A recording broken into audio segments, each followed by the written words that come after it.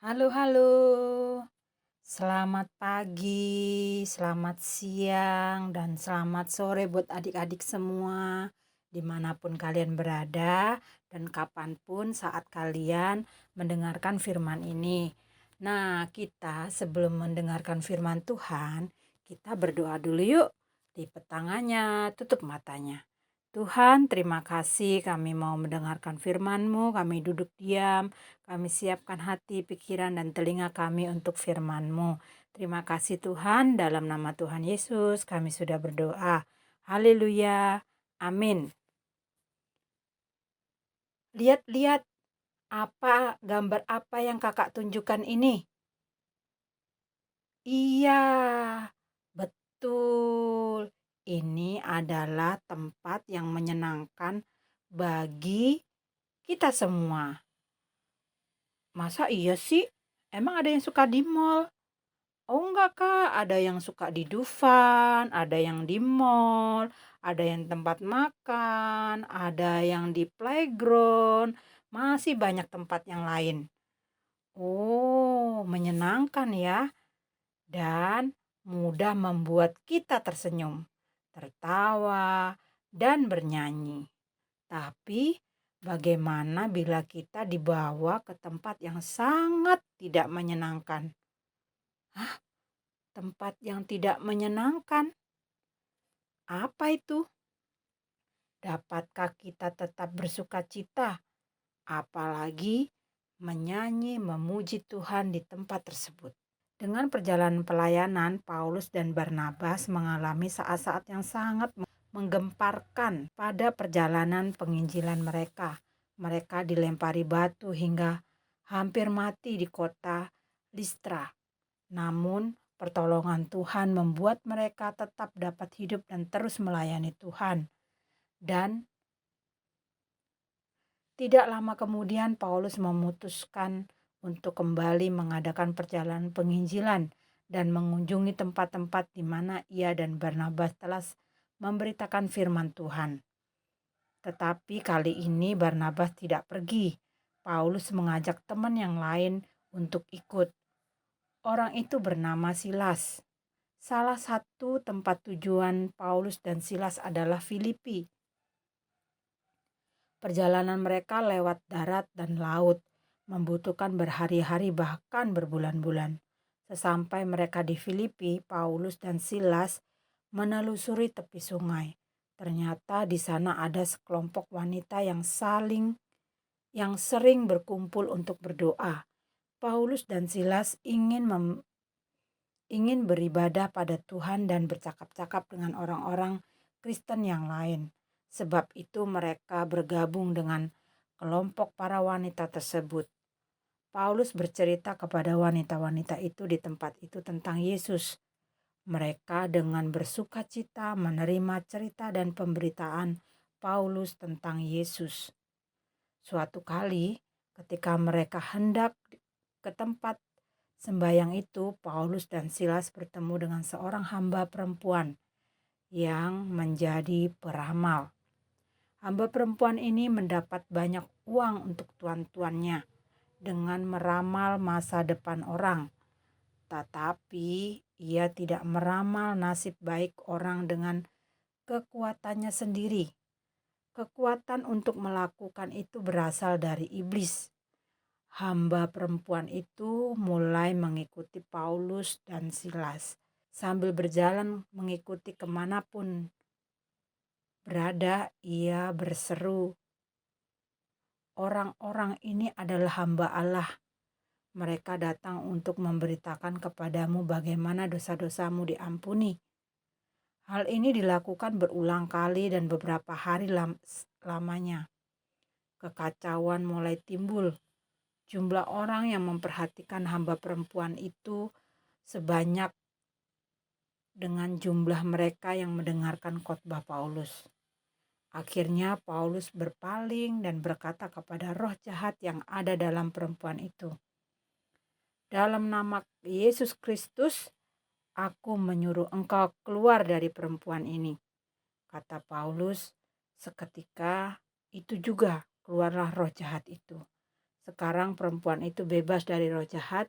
Ia tidak lagi memperoleh uang dari tuan-tuannya dengan meramal nasib orang. Dan tuan-tuannya juga tidak memperoleh penghasilan lagi gara-gara perempuan itu tidak dapat lagi meramal. Bagaimana perasaan tuan-tuan tentang hal itu? Mereka menjadi sangat marah dan menangkap Paulus serta Silas, lalu menyeret mereka menghadap penguasa Roma. "Orang-orang ini mengacau," teriak mereka. Segera serombongan orang berkumpul sekitar Paulus dan Silas. Para pembesar menyuruh memukuli Paulus dan Silas dan menjebloskan mereka di penjara. Dengan tubuh penuh bekas tinju, bekas pecutan tali, Paulus dan Silas ditempatkan di sel yang paling tengah. Kaki mereka dibelenggu di antara dua potong kayu berat yang dinamakan pasungan. Pasungan ini membuat Paulus dan Silas tidak dapat berdiri atau berjalan dalam sel. Paulus dan Silas bisa bersedih dan bertanya-tanya, mengapa mereka sudah melayani Tuhan, tetapi justru mengalami dijebloskan dalam penjara. Namun, bukan begitu perasaan Paulus dan Silas. Mereka justru bernyanyi dan memuji Tuhan. Bahkan ketika tengah malam, kedua orang itu masih juga memuji Tuhan. Di tengah puji-pujian dan penyembahan yang Paulus dan Silas naikkan dengan segenap hati, tiba-tiba sesuatu sangat aneh terjadi. Bumi bergetar makin lama makin keras.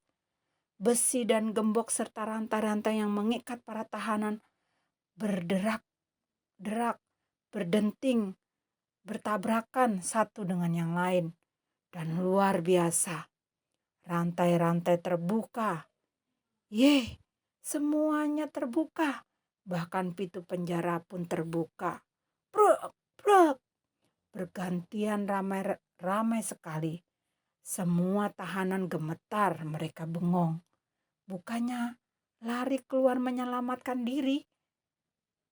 Keributan dan kegaduhan gempa bumi ini membangunkan kepala penjara dari tidurnya. Dengan bergegas ia menuju penjara dan terlambat, pikirnya. Semua pintu penjara telah terbuka. Pasti tahanan sudah pada kabur. Keyakinannya bahwa semua orang di tahanan itu telah melarikan diri membuatnya menjadi takut. Ia tahu bahwa ia akan dihukum berat dan kehilangan pekerjaannya jika orang-orang tahanan itu melarikan diri. Dalam kekalutannya, kepala penjara itu mencabut dan menghunus pedangnya hendak bunuh diri. Tepat saat itu, sebelum ia dapat melukai dirinya, Paulus berseru dengan suara nyaring, katanya, "Jangan celakakan dirimu, sebab kami semua masih ada di dalam sini." Kepala penjara itu segera lari menuju ke Paulus dan Silas. Benar, ternyata semua tahanan tidak kemana-mana. Heran dan gemetar, kepala penjara itu tersungkur di bawah kaki Paulus dan Silas sambil bertanya, "Tuan, Tuan, apa yang harus kami lakukan agar kami selamat?" Paulus dan Silas, "Percayalah kepada Tuhan Yesus, maka engkau dan seisi rumahmu akan selamat. Sebab di bawah kolong langit ini tidak ada nama lain yang diberikan oleh manusia yang olehnya kita diberoleh selamat." Malam itu juga ia dan seluruh keluarganya meminta Tuhan Yesus menjadi juru selamat mereka. Lalu kepala penjara itu membawa Paulus dan Silas ke rumahnya, mengobati luka-lukanya, membaptis mereka. Dan hari berikutnya, pembesar-pembesar kota membebaskan Paulus dan Silas. Betapa senangnya mereka bahwa Tuhan sudah menolong mereka. Sungguh ada kuasa dalam pujian Tuhan. Sungguh ada kuasa dalam memuji Tuhan. Amin. Mari kita berdoa. Terima kasih Tuhan, kami bersyukur kami sudah mendengarkan firman-Mu. Tuhan, biarlah kami belajar dari Paulus dan Silas.